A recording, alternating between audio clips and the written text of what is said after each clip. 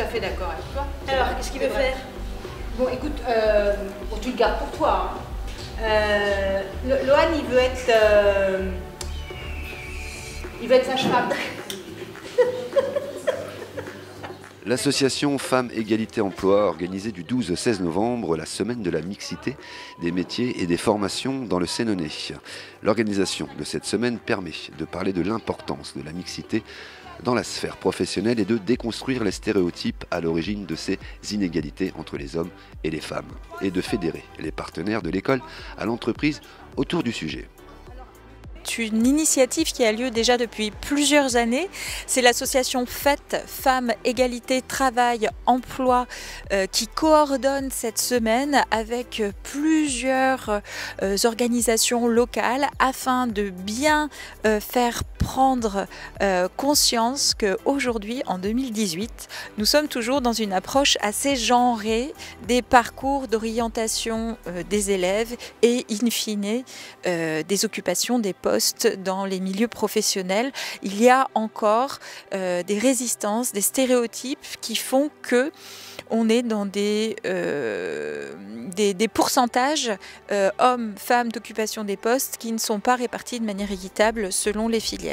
L'impression que j'ai, c'est qu'à cet âge-là, ils sont surtout dans un bain où les choses sont telles qu'elles sont au niveau de cette problématique-là, égalité femmes-hommes, et qu'il n'y a pas véritablement de prise de conscience encore. Oui, on voit, ils observent, là ils sont allés dans la filière STI 2D, ils ont observé oui, qu'il y avait une session exclusivement composée de garçons. Voilà, c'est comme ça. Maintenant, c'est pas exactement comme ça. C'est quelque chose qui est à questionner et qui n'est pas accepté en tant que tel. Et c'est pas parce qu'il y a que des garçons aujourd'hui que demain ce sera le cas. Le message, c'est vraiment, il n'y a pas de filière qui soit véritablement genrée. Ça ne repose pas sur des faits objectifs. À cette occasion, des jeunes du collège Mallarmé ont pu assister à un spectacle présenté par la compagnie Exponence autour de la thématique de la mixité des métiers. Donc la première scénette que nous avons interprétée, c'était une collégienne qui annonçait à sa mère qu'elle voulait être peintre en bâtiment. La mère a des préjugés par rapport à ce métier. Selon elle, c'est plus un métier réservé aux hommes. Et donc, elle essaie de convaincre sa fille que ce n'est pas un métier adapté pour elle. Voilà. La fille, donc, elle essaie d'argumenter, mais dans la scénette, elle ne trouve pas les arguments pour convaincre sa mère. Donc, après le débat, on a proposé à des élèves de prendre nos rôles. Et là, le but de l'exercice était que la jeune qui jouait, donc la jeune fille dans la scénette, apportait plus d'éléments pour arriver à convaincre sa mère. Le propos de ce théâtre interactif, c'est de favoriser les échanges. Et là, on est effectivement sur la mixité des métiers, donc de pouvoir échanger autour des représentations et des a priori qu'on peut avoir, alors qu'on ait 12, 13 ans ou qu'on ait 30, 40 ou 50 ans. On a encore des a priori et on a encore des difficultés à imaginer des femmes dans des métiers qui jusqu'à présent ont plus été occupés par des hommes et vice-versa, d'imaginer des jeunes garçons dans des métiers qui ont été plus souvent occupés par des femmes. Donc l'idée de ces interventions, c'est véritablement de pouvoir faire réfléchir. Ce qu'on peut entendre au niveau des débats, c'est quand même une majorité de jeunes gens qui finissent par dire que l'important, c'est de choisir le métier qui nous plaît. Donc il y a cet aspect-là qui sort lors des débats, mais il y a aussi effectivement la peur du regard des autres, la peur du jugement, si on échappe aux stéréotypes classiques.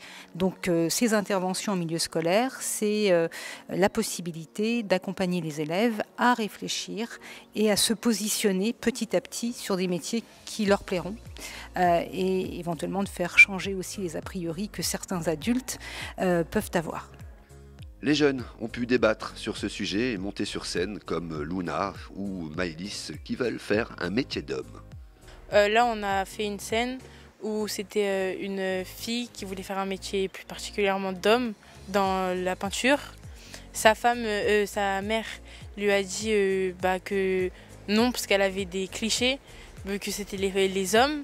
Et elle a défendu son idée pour faire ce métier-là.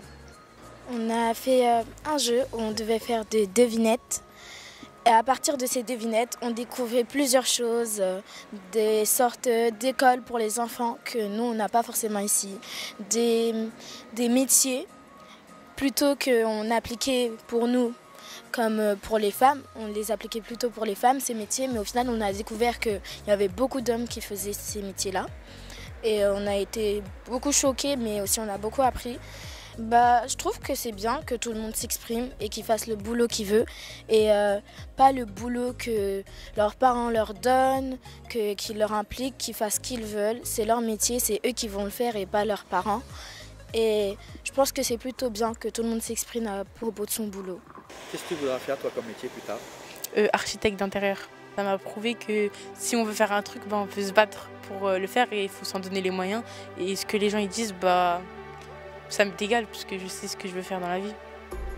Mais ça lui est venu comment cette idée de sage-femme? Moi j'ai jamais vu, sincèrement là. Il me dit que il trouve que c'est un métier, un beau métier, que voilà, qu'il a envie d'aider les femmes à accoucher, à faire naître. Je pense que si elle a envie de faire le métier de ses rêves, elle a le droit et que sa mère, elle n'a pas le droit de le freiner. Pour l'idée qu'il faut que je reste sur ma logique. D'accord.